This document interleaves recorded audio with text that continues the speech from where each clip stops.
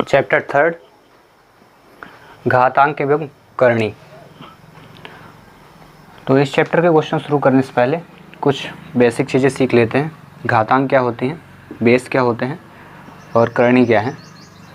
तो जैसे 24 और ये लिखा 3, तो यहाँ पे ये 24 है, इसको कहते हैं आधार, ठीक है। और जो ऊपर लिखी है इसको कहते हैं घातांक, घातांक 3, ठीक है। घातांक समझ में आ गया, घातांक कहलाते हैं। करणी की बात करते हैं, जैसे 3 लिखा है √3, तो ये जो है इसको कहते हैं करणी, ठीक है। ये जो बना है करणी, तो ये करणी 3 पढ़ा जाता है, इंग्लिश में बोलते हैं रूट पढ़ते हैं। और रूट इज इक्वल, ये इज इक्वल 1/2 पढ़ा जाता है। तो ये रूट यहाँ देखें, यहाँ कुछ नहीं लिखा बट यहाँ लिखा 2, मतलब अगर नंबर यहाँ पे कुछ ना लिखा हो तो घात कितनी मानी जाती है, करणी घात 2 मानी जाती है, रूट की पावर 2। तो ये सर्ट्स हुए, इंडिसेस एंड सर्ट्स। अब इनके कुछ होते हैं फार्मूले, इम्पोर्टेंट फार्मूलाज होते हैं। तो 1 बाय 1 हम थोड़ी सीख लेते हैं कौन से होते हैं। तो पहला होता है घातांकी गुणनफल, घातों का गुणनफल, घातों का गुणनफल होता है। तो घातों गुणनफल में कौन कौन से होते हैं, जैसे a की पावर m, फिर यहाँ पे लिखा है a की पावर n। तो ऐसी कंडीशन में ये जो बनता है तो a की पावर m प्लस n बनता है पावर। ऐसे मान लीजिए b की पावर m डॉट p की power n is equal b की पावर m प्लस n। तो यदि घातें सेम दी हो तो इनका गुणनफल ऐसे किया जाता है। इनका पावर यदि आधार समान हो तो घातें जुड़ जाती हैं, पहली प्रोसीजर, ठीक है। कोई भी वैल्यू या कोई भी मान 2 से मतलब नहीं है, अलॉट ऑफ हो सकते हैं कि पावर m डॉट a की पावर n डॉट a की पावर p डॉट a की पावर q। अलॉट ऑफ अगर आधार समान है और घातें अलग अलग हैं तो इनको सॉल्व करने के एक ही तरीका है, सभी को ऐड कर दीजिए। ये काहे के लिए होता है, घातों गुणनफल। जैसे लिख लेते हैं 2 की पावर 3 डॉट 2 की पावर 4 डॉट 2 की पावर 6 इज इक्वल क्या होगा। तो हम ये नहीं करेंगे 2 की घात 3 हो, ऐसे करना नहीं, ये देखना है इंटू का सिंबल लगा है ना, इंटू लगा है तो बेस लिख लेंगे, आधार लिख लेंगे क्योंकि आधार समान है, और घातों को आपस में जोड़ देंगे। कितना हो जाएगा, 2 के बाद 6 3 10 3 13। इस प्रकार से क्वेश्चन हो जाएंगे सॉल्व। तो ये रहा पहला कॉन्सेप्ट, घातों का गुणनफल। अब घातों का भागफल।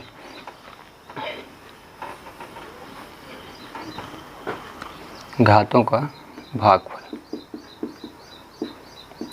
तो इसके लिए जो फार्मूला a की पावर m डिवाइड a की पावर n, यदि बेस समान हो, आधार समान हो, घातें घट जाती हैं आपस में। a की पावर m डिवाइड a की पावर n डिवाइड a की पावर q, तो a m minus n minus q ऐसे बनाया जाता है।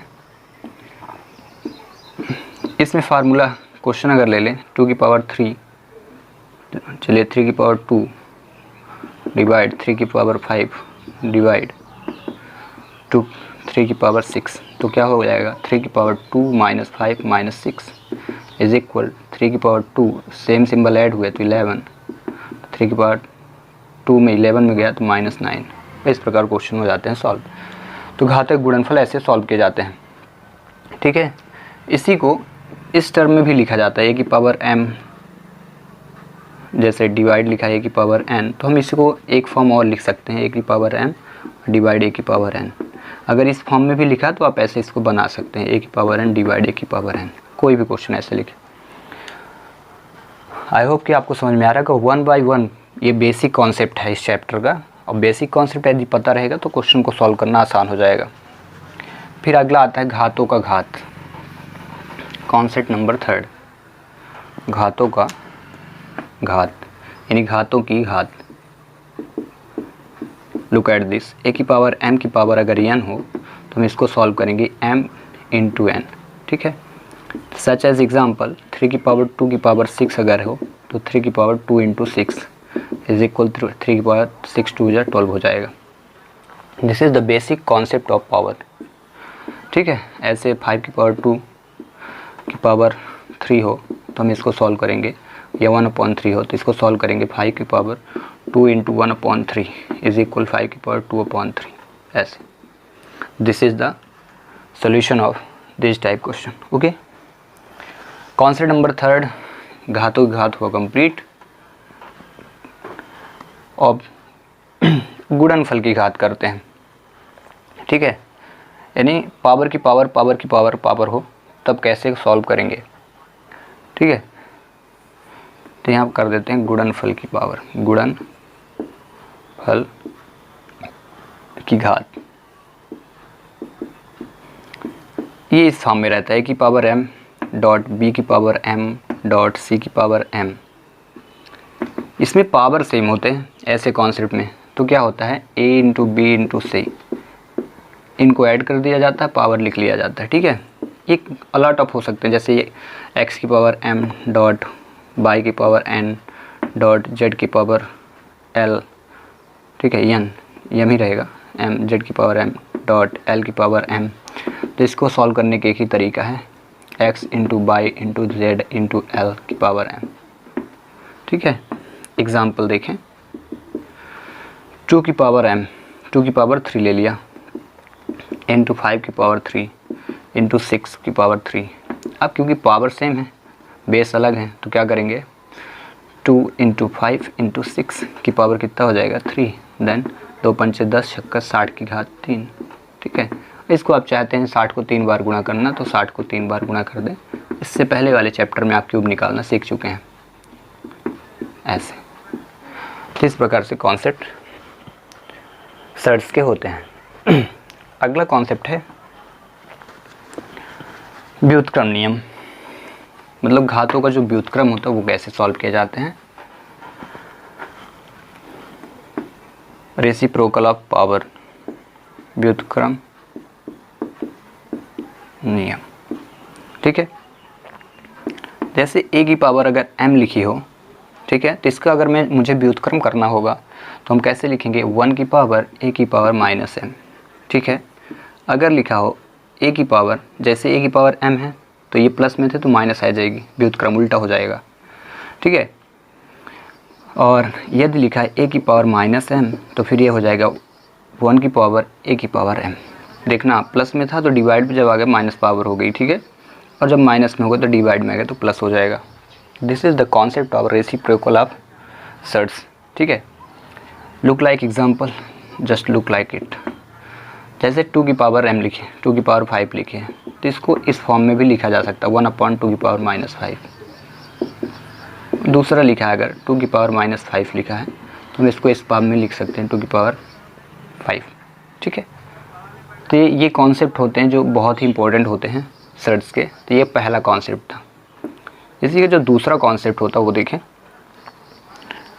a की पावर b की पावर अगर m लिखी हो और इसका व्युत्क्रम करना, रेसिप्रोकल करना हो, तो b की पावर a उल्टा हुआ, a की पावर b था, a की पावर b तो b की पावर a हुआ और m ऐसे लिखा रहेगा। जैसे यहाँ अगर देखें कि क्यों ऐसा हुआ, क्योंकि ये ऐसा लिखा है a की पावर m है लेकिन 1 हमेशा नीचे रहता है, ठीक है, तो 1 है तो 1 ऊपर चला गया और नीचे आएगा तो माइनस में हो जाता है, ऐसे कॉन्सेप्ट है। तो ऐसे ये है a की पावर b का b की पावर a और दोनों की पावर कितना हो जाएगा m, ठीक है। और इसी से रिलेटेड क्वेश्चन होते हैं, ठीक है। और माइनस में a की पावर जैसे b हो गया तो b की पावर a, और प्लस में है ना ये तो माइनस में हो जाएगा। ऐसे एग्जाम्पल अगर देखें, जैसे 2 की पावर 3 की पावर 5 लिखा है तो हम इसको ऐसे लिख सकते हैं 3 की पावर 2 की पावर माइनस 5, ठीक है। ये कॉन्सेप्ट होता है और इन कॉन्सेप्ट को याद रखना बहुत ही ज़रूरी है। इसी में दूसरा कॉन्सेप्ट अगर देखें तो x की पावर बाई की पावर अगर माइनस m हो तो ये जब चेंज होगा तो बाई की पावर x की पावर m प्लस में आ जाएगा, प्लस में हो तो माइनस और ये पावर चेंज हो जाते हैं, ठीक है। तो जैसे एग्जांपल में देखें अगर 2 की पावर 3 की पावर माइनस 5 लिखा है, 3 की पावर 2 की पावर कितना हो जाएगा 5। तो ये क्या होते हैं, क्वेश्चन को सॉल्व करने में हेल्पफुल होते हैं बहुत ही ज़्यादा। अब नेक्स्ट, घातांक का शून्य होना। यदि सर्ट्स दिया हो, घातें दी हों और घातें शून्य हो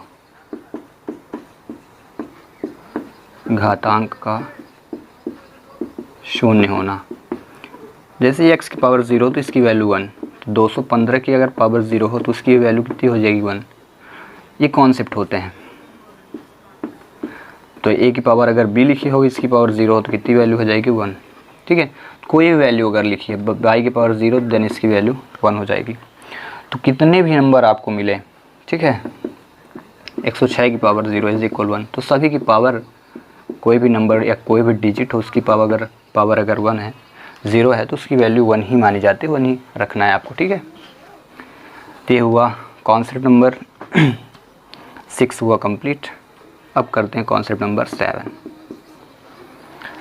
सर्ट्स को पढ़ने से पहले आप इनकी बढ़िया प्रिपरेशन कर लें, क्योंकि सर्ट्स तभी बनते हैं जब ये बनते हैं। व्युत्क्रम घात का नियम अब हम पढ़ेंगे। व्युत्क्रम घात का नियम, rule of reciprocal of power. ठीक है, तो इसमें कैसे नंबर होते हैं तो इनको ऑब्जर्व करना। जैसे a की पावर n है, क्योंकि व्युत्क्रम घात का उल्टा करना है, तो a की पावर n को a की पावर n इज इक्वल अगर b है तो इसको इस फॉर्म में भी लिखा जा सकता है, इम्प्लाइज करके कि a इज इक्वल b की पावर 1/n हो जाएगा। आया समझ में। जैसे एग्जांपल अगर लें, 2 की पावर 3 लिखा है इज इक्वल 5 लिखा है, तो हम इसको जब सॉल्व करें तो 2 की पावर 5 की पावर 3 लिख सकते हैं 1/3 ऐसे। ठीक है, ये तो है कॉन्सेप्ट और बहुत ही हेल्पफुल होते हैं। ऐसे एग्जांपल अगर x की पावर 1/n लिखा हो और इज इक्वल बाई, तो इसको जब सॉल्व करेंगे तो कैसे सॉल्व कर सकते हैं, x इज इक्वल बाई की पावर n हो जाएगा। फॉर एग्जांपल अगर 3 की पावर 1/2 लिखा हो इज इक्वल 6 लिखा हो, तो हम इसको ऐसे लिख सकते हैं 6 की पावर 3 इज इक्वल 6 की पावर 2 हो जाएगा। सॉल्व, और ऐसे क्वेश्चन सॉल्व हो जाते हैं। ठीक है, तो क्वेश्चन की बेसिक कॉन्सेप्ट को आप समझें, जिससे आपको करने में मज़ा आए। इन्हीं को ऐसे भी किया जा सकता है क्वेश्चन। जैसे x की पावर 3 इज इक्वल 5 लिखा है, तो यहाँ x की पावर कितना हो जाएगा 5 की पावर, x इज इक्वल 5 की पावर 3। जैसे यहाँ ले लें हम x की पावर 1/2 लिखा हो, x की पावर 1/2 इज इक्वल 6, तो फिर यहाँ सॉल्व क्या हो जाएगी, x लिखेंगे और 2 पावर में चली जाएगी, तो ये x इज इक्वल कितना 6 × 6 इज इक्वल 36, और ये 5 आ जाएगा। यहाँ पे कितना 3 था, हाँ, तो ये 1/3 हो जाएगा। इसी को ऐसा भी लिख सकते हैं, x इज इक्वल √5 और यहाँ पे 3। तो बहुत ही इंपॉर्टेंट कॉन्सेप्ट हैं और इनको बेसिक कॉन्सेप्ट कहते हैं इनके। अब आते हैं सर्ट्स में। ये तो ही घातें, कर्णिंग, सर्ट्स। ये देखिए इज इक्वल, ये इज इक्वल अगर लिखा है 2 कर्णी 2, तो ये इज इक्वल 2 की पावर 1/2।